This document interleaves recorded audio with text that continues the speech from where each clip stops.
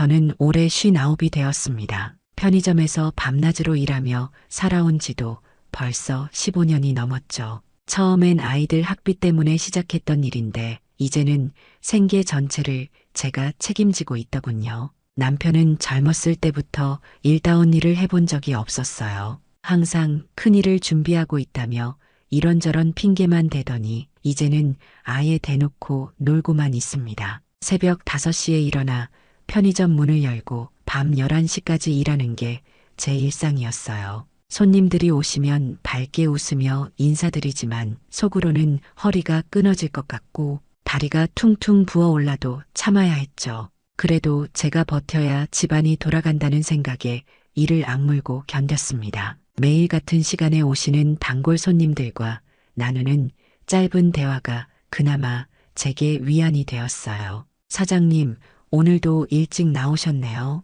그래야죠. 집에서 기다리는 사람이 있으니까요. 이렇게 농담처럼 말하지만 정작 집에서 기다리는 건 일도 안 하는 남편뿐이었습니다. 아이들은 모두 결혼해서 각자 살림을 차리고 있었거든요. 남편은 오전 10시쯤 일어나서 신문을 보며 커피를 마시고 점심 먹고 나서는 동네 노인회관으로 향했어요. 사회활동을 해야 한다고 하면서 말이죠. 저녁에 제가 지친 몸을 이끌고 집에 돌아와도 남편은 텔레비전 앞에 앉아 맥주를 마시고 있곤 했습니다. 설거지며 빨래는 당연히 제 몫이었어요. 오늘도 고생했네. 가끔 이런 말은 해주지만 진심이 담겨 있다는 느낌은 받을 수 없었어요. 그저 습관적으로 하는 말처럼 들렸거든요. 제가 얼마나 힘든지, 얼마나 외로운지는 전혀 모르는 것 같았습니다. 30년 넘게 함께 살았지만 언제부터인가 저희는 같은 집에 사는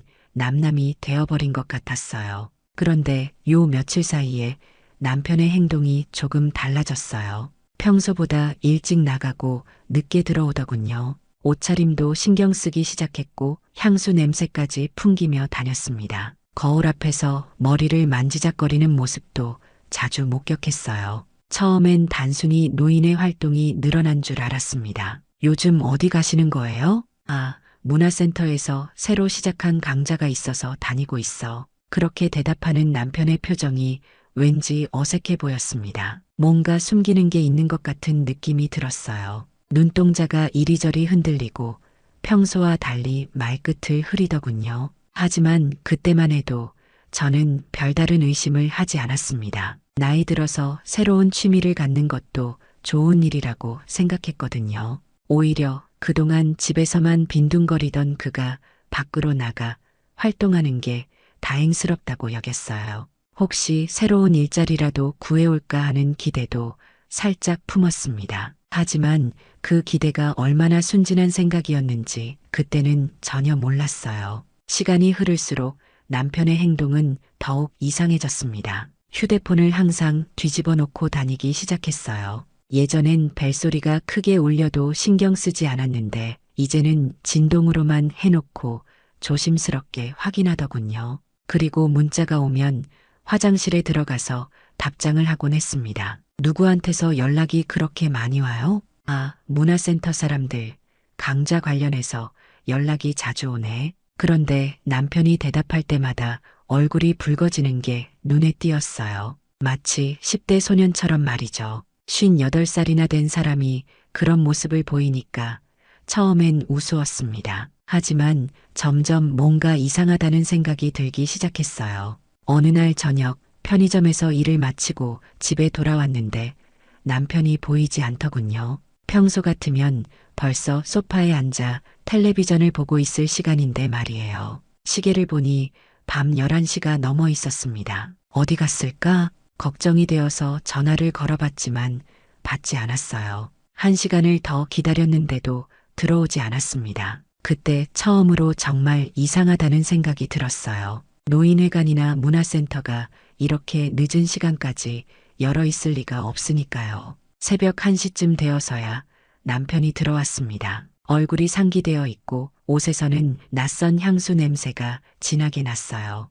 제가 쓰지 않는 향수였거든요. 이렇게 늦게 어디 갔다 온 거예요? 친구들하고 늦게까지 이야기하다가 하지만 남편의 대답은 더욱 어색했습니다. 눈을 제대로 마주치지도 못하고 서둘러 화장실로 들어가더군요. 그리고 한참 동안 샤워를 했어요. 평소보다 훨씬 오래 말이죠. 다음 날부터 저는 남편을 유심히 관찰하기 시작했습니다. 그가 나간 후에 몰래 따라가 볼까도 생각했지만 편의점 일 때문에 그럴 수도 없었어요. 대신 집에 돌아와서 그의 행동을 자세히 살펴봤습니다. 그러던 어느 날 남편이 급하게 나가면서 휴대폰을 깜빡하고 두고 간 거예요. 제가 설거지를 하고 있는데 그 휴대폰에서 문자 소리가 계속 들렸습니다. 처음엔 그냥 두려고 했는데 너무 자주 울리는 바람에 신경이 쓰이더군요. 잠깐 망설였지만 결국 휴대폰을 들여다봤습니다. 화면에 떠오른 문자 내용을 보는 순간 제 심장이 멎는 것 같았어요.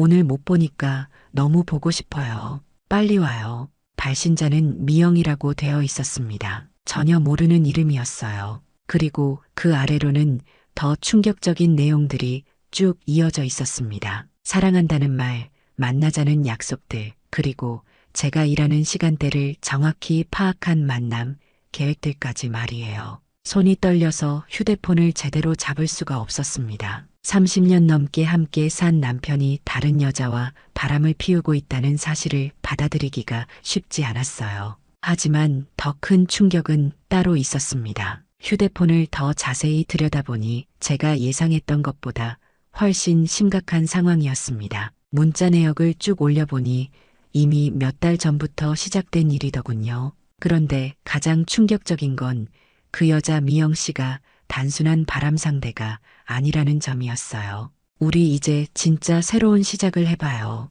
당신 부인이 그렇게 바쁘게 일하는 동안 우리끼리라도 행복하게 지내요. 이런 내용의 문자들이 수두룩하게 쌓여 있었습니다. 더욱 놀라운 건 남편의 답장이었어요. 미영 씨 말이 맞아요. 이제 나도 내 인생을 살고 싶어요. 제 눈을 의심했습니다. 30년 넘게 제가 뒷바라지하며 살아온 남편이 이런 말을 하다니요. 그동안 제가 편의점에서 허리가 휘도록 일하는 동안 그는 다른 여자와 달콤한 시간을 보내고 있었던 거였어요. 문자를 더 읽어보니 그 미영이라는 여자가 바로 문화센터 강사였습니다. 서예 강좌를 가르치는 분이라고 하더군요. 남편과 이혼하고 혼자 살고 있다고 했어요. 그리고 남편에게 자신의 외로움을 달래달라고 하는 내용들이 적나라하게 드러나 있었습니다. 당신이 없으면 저는 정말 견딜 수가 없어요. 매일 기다리고 있을게요. 이런 문자를 받은 남편의 대답은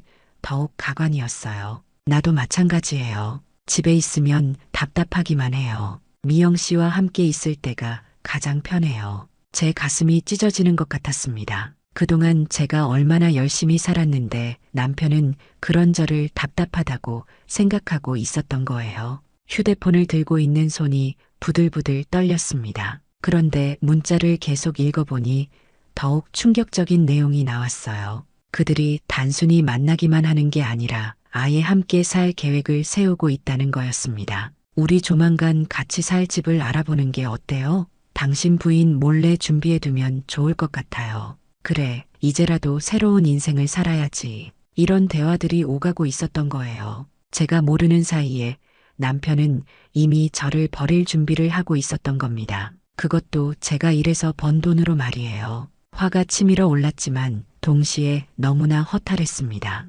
그동안 제가 뭘 위해 그렇게 열심히 살았나 싶었어요. 남편을 위해, 가정을 위해 모든 걸 희생했는데 결국 이런 배신을 당하다니요. 그때 현관문이 열리는 소리가 들렸습니다. 남편이 돌아온 거였어요. 저는 얼른 휴대폰을 원래 자리에 놓고 아무것도 모르는 척 설거지를 계속했습니다. 남편은 휴대폰을 확인하더니 잠깐 당황하는 기색을 보였어요. 아마 미영 씨로부터 온 문자들을 본 모양이었습니다. 그날 밤부터 저는 남편의 일거수일투족을 지켜봤습니다. 하지만 표면적으로는 아무것도 모르는 척했어요. 오히려 더 다정하게 굴었습니다. 아침에 나갈 때 조심히 다녀오세요라고 말하고 저녁에는 오늘 뭐 하셨어요?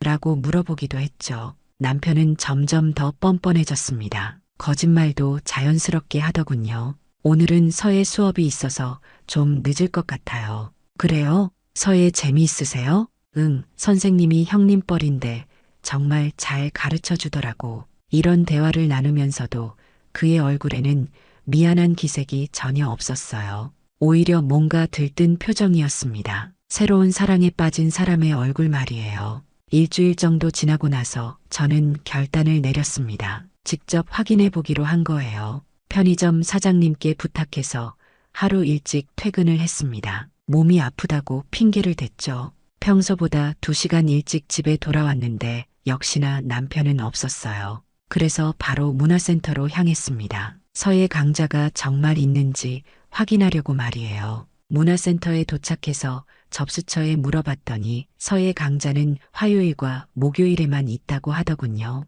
그런데 그날은 금요일이었어요. 남편이 거짓말을 하고 있다는 걸 확실히 알 수 있었습니다. 혹시 서예 선생님이 성함이 어떻게 되세요? 박미영 선생님이세요. 접수원이 친절하게 대답해 주더군요. 집으로 돌아오는 길에 제 마음은 복잡했습니다. 그날 저녁 남편이 들어왔을 때 저는 아무렇지 않게 물어봤습니다. 오늘 서예 수업 어땠어요? 아, 재미있었어. 또 거짓말이었어요. 하지만 저는 계속 모르는 척 했습니다. 그리고 며칠 더 기다려봤어요. 혹시 남편이 스스로 정신을 차리고 돌아올까 하는 마지막 희망을 품고 말이에요. 하지만 상황은 더욱 악화됐습니다. 남편은 아예 집에 들어오는 시간이 늦어졌고 주말에도 나가기 시작했어요. 그리고 제게는 점점 더 차갑게 대했습니다. 밥은 먼저 먹어. 나 오늘 수업 끝나고 형님들이랑 약속이 있어서. 이런 말을 아무렇지 않게 하더군요.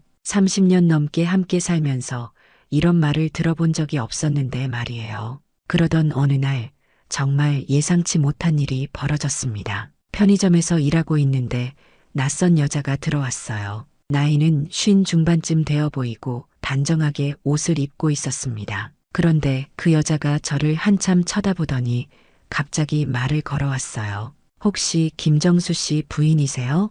깜짝 놀랐습니다. 전혀 모르는 사람인데 어떻게 저를 알고 있는 건지 말이에요. 네, 맞는데 누구세요? 그 여자는 잠깐 망설이더니 조심스럽게 말했습니다. 저는 박미영이라고 합니다. 그 순간 제 머릿속이 하얘졌습니다. 바로 그 여자가 제 앞에 서 있는 거였어요. 남편의 바람 상대가 직접 저를 찾아온 겁니다. 손님도 몇 명 있는 상황이라 당황스러웠지만 최대한 침착하려고 노력했어요. 무슨 일로 오셨는지요? 제 목소리가 떨리는 걸 느꼈습니다. 박미영 씨는 주변을 둘러보더니 작은 목소리로 말했어요. 잠깐 이야기 좀 할 수 있을까요? 중요한 얘기가 있어서요. 다른 손님들이 있어서 길게 이야기할 수는 없었습니다. 그래서 편의점 뒤편으로 나가서 이야기하기로 했어요. 제 심장은 쿵쾅쿵쾅 뛰고 있었습니다. 사실 저도 이렇게 찾아오기가 너무 어려웠어요. 박미영 씨가 먼저 입을 열었습니다. 생각보다 차분한 목소리였어요. 정수 씨 이야기를 많이 들었거든요. 부인분이 얼마나 고생하며 사시는지 말이에요. 무슨 말인지 이해할 수 없었습니다. 남편과 바람을 피우면서 제 고생을 안다니요. 그래서 직접 만나서 말씀드리고 싶었어요. 저희 관계에 대해서 말이에요. 그때 박미영 씨가 한 말은 제가 전혀 예상하지 못한 내용이었습니다. 정수 씨가 부인분께 거짓말을 하고 계시는 것 같아서요. 저희는 그런 사이가 아니거든요. 예, 무슨 말씀이세요? 정수 씨가 자꾸 저한테 좋다고 하시는데 저는 전혀 그런 마음이 없어요. 오히려 불편해서 어떻게 해야 할지 모르겠어요. 완전히 뒤바뀐 상황이었습니다. 제가 남편의 휴대폰에서 본 그 달콤한 문자들은 모두 남편이 일방적으로 보낸 것이었다는 말인가요? 하지만 문자를, 아니, 제 말을 어떻게 해야 할지 모르겠더군요. 남편의 휴대폰을 몰래 봤다고 할 수도 없고 말이에요.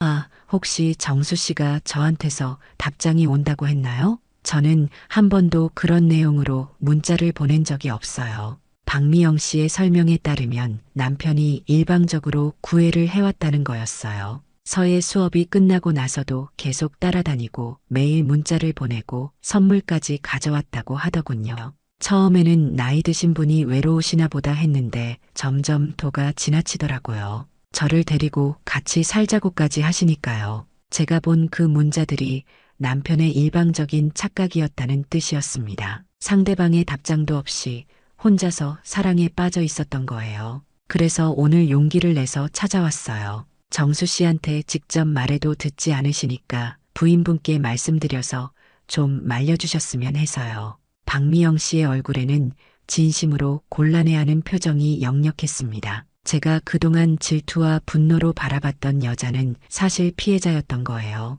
죄송해요. 제가 뭔가 오해를 했나 봐요. 아니에요. 정수 씨가 워낙 확신에 차서 말씀하시니까 오해하실 만해요. 저도 어떻게 대처해야 할지 몰라서 며칠째 고민하고 있었거든요. 그러면 남편이 밤늦게 들어오고 향수 냄새를 풍기고 전화를 몰래 받던 것들은 모두 뭐였을까요? 혼자만의 상상 속에서 연애를 하고 있었던 건가요? 박미영 씨와의 대화가 끝난 후 저는 완전히 혼란스러웠습니다. 그동안 제가 알고 있던 상황이 완전히 뒤바뀐 거였거든요. 남편이 일방적으로 짝사랑을 하고 있었다는 사실도 충격적이었지만 더 큰 문제는 따로 있었어요. 그렇다면 남편이 밤늦게 돌아오는 이유는 뭘까? 향수를 뿌리고 옷차림에 신경 쓰는 것도 휴대폰을 조심스럽게 다루는 것도 모두 설명이 안 되는 일이었습니다. 집으로 돌아가는 길에 계속 생각해 봤어요. 혹시 박미영 씨가 거짓말을 하는 건 아닐까? 하지만 그럴 이유가 없어 보였습니다. 오히려 자신이 곤란한 상황에 처해 있다고 털어놨거든요. 그렇다면 정말로 남편이 혼자서 착각하고 있는 건 아닐까 하는 생각이 들었습니다. 그날 저녁 남편이 집에 들어왔을 때 저는 유심히 관찰해 봤습니다. 평소와 다름없이 기분 좋은 표정으로 들어오더군요. 샤워를 하고 나서는 거울 앞에서 한참 동안 자신의 모습을 바라봤어요. 마치 데이트를 마치고 온 사람처럼 말이죠. 오늘 어떻게 지내셨어요? 제가 물어보니 남편은 환한 미소를 지으며 대답했습니다. 아, 오늘 좀 특별한 일이 있었지. 무슨 특별한 일이었는지 궁금했지만 더 이상 묻지 않았어요. 대신 며칠 더 지켜보기로 했습니다. 박미영 씨의 말이 사실인지 확인해 보려고 말이죠. 다음 날부터 남편의 행동을 더욱 자세히 관찰했습니다. 아침에 나갈 때부터 평소와 달랐어요. 옷을 여러 벌 갈아입어보고 머리에 젤까지 발랐습니다. 그리고 거울 앞에서 혼자 미소 짓는 연습까지 하더군요. 마치 10대 소년이 첫사랑을 앞두고 있는 것처럼 말이에요. 저녁에 돌아와서는 더욱 이상했습니다. 혼자서 실실 웃으면서 휴대폰을 들여다보고 있었어요. 그런데 메시지가 오는 것 같지는 않았습니다. 오히려 남편이 계속 문자를 보내고 있는 것 같았거든요. 누구한테 연락하세요? 아, 그냥 친구들. 하지만 남편의 표정은 단순히 친구와 연락하는 사람의 표정이 아니었어요. 뭔가 설레고 기대에 찬 모습이었습니다. 그런데 상대방으로부터 답장이 오지 않는 것 같았는데도 계속 좋은 기분을 유지하고 있었어요. 일주일 정도 지나고 나서야 상황을 이해할 수 있었습니다. 어느 날 남편이 샤워를 하는 동안 휴대폰을 다시 한번 확인해 봤거든요. 이번에는 보낸 메시지함을 봤는데 정말 충격적이었습니다. 박미영 씨에게 보낸 문자들이 수십 개씩 쌓여 있었는데 답장은 거의 없었어요. 가끔 네, 알겠습니다나 수고하세요 같은 간단한 인사말 정도만 있었습니다. 그런데 남편은 그런 짧은 답장도 특별한 의미로 해석하고 있었던 거예요. 더 놀라운 건 남편이 혼자서 상상의 대화를 만들어내고 있다는 점이었습니다. 보내지도 않은 메시지를 마치 받은 것처럼 저장해두고 그에 대한 답장을 또 보내고 있었거든요. 완전히 자신만의 세계에 빠져 있었던 겁니다. 그제서야 모든 퍼즐이 맞춰졌습니다. 남편의 늦은 귀가, 옷차림에 대한 관심, 기분 좋은 표정들 모두 일방적인 감정에서 비롯된 것이었어요. 상대방과 실제로 만나고 있는 것도 아니고 그냥 혼자서 연애하고 있었던 겁니다. 남편의 진실을 알고 나니 오히려 더 복잡한 감정이 들었습니다. 처음에는 바람을 피운다고 생각해서 분노했는데 알고 보니 혼자서 상상 속 연애를 하고 있었던 거였거든요. 화가 나면서도 한편으로는 한심하다는 생각이 들었어요. 58이나 된 어른이 이런 유치한 짓을 하고 있다니 말이에요. 며칠 더 지켜보니 상황은 점점 심각해지고 있었습니다. 남편은 박미영 씨가 자신을 좋아한다고 완전히 확신하고 있었어요. 그래서 더욱 적극적으로 행동하기 시작했습니다. 비싼 선물을 사서 가져가고 문화센터 앞에서 기다리기도 하고 심지어 박미영 씨 집 근처까지 찾아가기도 했던 것 같더군요. 어느 날 저녁에는 아예 대놓고 이상한 말을 하기 시작했어요. 여보, 우리 이제 각자 새로운 인생을 사는 게 어때? 갑작스러운 말에 당황했습니다. 설마 이혼을 하자는 뜻인가 싶었거든요. 그게 무슨 말이에요? 아, 그냥 서로 자유롭게 지내보자는 뜻이야. 당신도 일만 하지 말고 뭔가 새로운 취미라도 가져보고. 남편의 말투에는 묘한 기대감이 섞여 있었어요. 마치 제가 다른 일에 관심을 가져서 자신에게 신경 쓰지 않았으면 하는 것 같았습니다. 그래야 자신이 더 자유롭게 박미영 씨를 쫓아다닐 수 있으니까요. 그런데 며칠 후에 박미영 씨로부터 다시 연락이 왔어요. 이번에는 전화였습니다. 편의점에서 일하고 있는데 갑자기 전화가 온 거였어요. 죄송한데 급한 일이 생겨서 연락드려요. 정수 씨가 오늘 저희 집 앞에서 기다리고 계시더라고요. 박미영 씨의 목소리에는 두려움이 섞여 있었습니다. 저도 어떻게 해야 할지 모르겠어요. 이제는 정말 무서워져요. 상황이 심각해지고 있었습니다. 남편의 일방적인 구애가 이제는 스토킹 수준에 이르렀던 거예요. 박미영 씨는 경찰에 신고하는 것까지 고려하고 있다고 했습니다. 제가 직접 말씀드릴게요.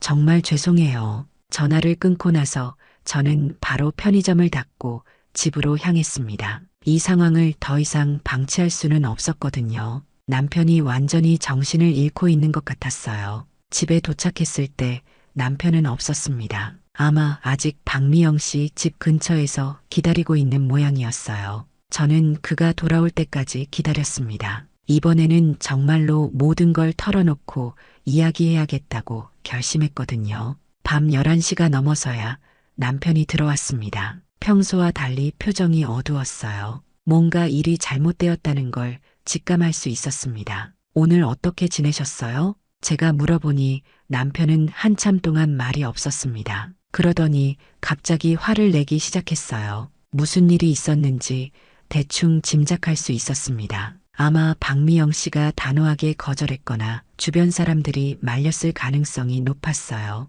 남편은 여전히 자신만의 세계에 빠져 있었습니다. 현실을 받아들이려 하지 않았어요. 그때 저는 더 이상 참을 수 없었습니다. 30년 넘게 쌓였던 모든 감정이 한꺼번에 터져 나왔거든요. 그 순간 저 안에서 뭔가가 완전히 끊어지는 소리가 들렸습니다. 30년 넘게 참고 살았던 모든 것들이 한꺼번에 터져 나왔어요. 정말 이제 그만하세요. 제 목소리는 생각보다 차분했습니다. 하지만 그 안에는 오랫동안 쌓였던 분노와 실망이 고스란히 담겨 있었어요. 무슨 소리야? 남편이 당황한 표정으로 저를 바라봤습니다. 아마 제가 이렇게 단호하게 나오는 걸 처음 봤을 거예요. 박미영 씨가 저한테 직접 와서 말했어요. 당신이 일방적으로 따라다니고 있다고요. 남편의 얼굴이 순간 하얘졌습니다. 자신의 비밀이 들통났다는 걸 깨달은 거였어요. 그게 아니야. 당신이 오해한 거야. 오해요? 당신 휴대폰도 봤어요. 혼자서 문자 보내고 혼자서 답장 만들어내고 있더군요. 더 이상 숨길 수도 없었던 남편은 결국 모든 걸 인정했습니다. 하지만 여전히 자신이 잘못했다는 생각은 없어 보였어요. 내가 뭘 잘못했다는 거야. 좋아하는 마음이 죄야? 이런 말을 하는 남편을 보니 정말 어이가 없었습니다. 30년 넘게 함께 살면서 저에게는 단 한 번도 그런 열정을 보여준 적이 없으면서 말이에요. 그럼 나는 뭐야? 30년 넘게 당신을 뒷바라지하며 살아온 난 대체 뭐냐고. 제 목소리가 점점 커졌습니다. 그동안 참았던 모든 억울함이 쏟아져 나왔거든요. 새벽 5시부터 밤 11시까지 편의점에서 일하는 동안 당신은 뭘 했어? 집에서 빈둥거리거나 다른 여자 쫓아다니기만 했잖아. 남편은 아무 말도 할 수 없었습니다. 사실이었으니까요. 이제 정말 끝이에요. 더 이상 당신과 함께 살 수 없어요. 이 말을 하는 순간 저 자신도 놀랐습니다. 이혼이라는 말을 입 밖으로 내뱉을 줄은 몰랐거든요. 하지만 후회되지 않았어요. 오히려 시원했습니다. 그 후 일주일 동안 저희는 서로 말을 하지 않고 지냈습니다. 남편은 여전히 자신이 잘못한 게 없다는 듯이 행동했어요. 오히려 제가 질투심 때문에 오버하고 있다고 생각하는 것 같았습니다. 하지만 저는 이미 마음의 결정을 내린 상태였어요. 변호사를 만나서 이혼 절차에 대해 상담을 받았습니다. 그리고 편의점 사장님께 말씀드려서 근무 시간을 늘렸어요. 앞으로 혼자 살아야 하니까 더 많은 돈이 필요했거든요. 놀랍게도 혼자 살 생각을 하니까 마음이 편해졌습니다. 그동안 남편 눈치를 보며 살았던 게 얼마나 스트레스였는지 그때야 깨달았어요. 아침에 일어나서 남편 뒷바라지를 하지 않아도 되고 저녁에 돌아와서 그의 기분을 살피지 않아도 되니까 정말 자유로웠습니다. 한 달 후 이혼 서류를 내밀었을 때 남편은 그제야 심각성을 깨달았나 봅니다. 갑자기 사과하기 시작했어요. 하지만 너무 늦었습니다. 이미 제 마음속에서 남편에 대한 감정은 완전히 사라져버렸거든요. 여보, 미안해. 나 한 번만 용서해줘. 남편이 울먹이며 매달렸지만 저는 흔들리지 않았습니다. 이제 너무 늦었어요. 저도 제 인생을 살고 싶어요. 결국 저희는 이혼을 했습니다. 재산 분할도 제가 원하는 대로 됐어요. 그동안 제가 번 돈이 대부분이었으니까요. 지금 저는 작은 원룸에서 혼자 살고 있습니다. 편의점 일은 계속하고 있지만 이제는 완전히 달라졌어요. 매일 아침 거울 앞에서 화장을 하고 예쁜 옷을 골라 입습니다. 머리도 파마를 했고 립스틱도 발라요. 30년 만에 처음으로 저 자신을 위해 꾸미고 있는 거예요. 처음에는 편의점 알바생이 깜짝 놀라더군요. 오늘 뭔가 다르신데요? 너무 예쁘세요. 이런 말을 들으니까 기분이 정말 좋았습니다. 그동안 제가 얼마나 저를 소홀히 했는지 깨달았어요. 요즘에는 편의점에 자주 오시는 손님도 한 분 생겼습니다. 동네에 새로 이사 오신 60 초반의 신사분인데 매일 저녁 산책 나오시다가 들르세요. 처음에는 단순히 물건을 사러 오시는 줄 알았는데 요즘에는 꼭 저와 이야기를 나누고 가시더군요. 사장님, 오늘도 환하게 웃고 계시네요. 보기 좋습니다. 이런 말씀을 하실 때마다 제 마음이 두근거리는 걸 느껴요. 이런 설렘이 있다는 것도 오랜만에 알았습니다. 지금 저는 진짜 제 인생을 살고 있습니다. 늦었지만 말이에요. 그리고 어쩌면 새로운 시작이 기다리고 있을지도 모르겠어요. 나이가 들어서도 사랑은 가능하다는 걸, 제 자신을 소중히 여기면 다른 사람도 저를 소중히 여긴다는 걸 이제야 배우고 있습니다. 앞으로 어떤 일이 일어날지 모르지만 이제는 두렵지 않아요. 제가 주인공인 인생을 살고 있으니까요. 황혼 사랑방은 앞으로도 우리 이웃들의 따뜻한 이야기를 계속해서 전해드리려고 합니다. 서로의 마음을 나누며 위로가 되는 공간이 되었으면 좋겠습니다. 여러분의 관심과 사랑이 더 많은 분들의 이야기를 나눌 수 있는 힘이 된답니다. 좋아요와 구독, 그리고 여러분의 소중한 이야기를 댓글로 남겨주세요. 내일도 따뜻한 사연으로 찾아뵙겠습니다. 함께 해주셔서 감사합니다. 오늘도 행복한 하루 보내세요.